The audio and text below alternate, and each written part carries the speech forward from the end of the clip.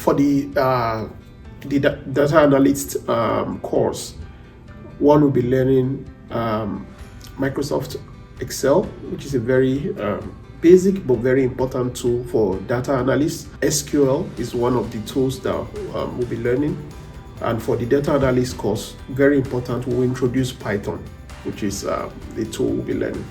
For the business intelligence analyst, we'll be using tools like Power BI, we'll be using tools like Tableau, and we will introduce machine learning concepts in that program as well. And we're going to be using Python again for the business intelligence analyst. We'll be using frameworks in Python that's for this machine learning. And for the last part of it, which is the data analytics and the artificial intelligence, then we'll start looking at even some advanced tools using Python again. We'll be looking at tools like TensorFlow, Keras, and so many other frameworks in Python that we'll be using for the AI part of the course.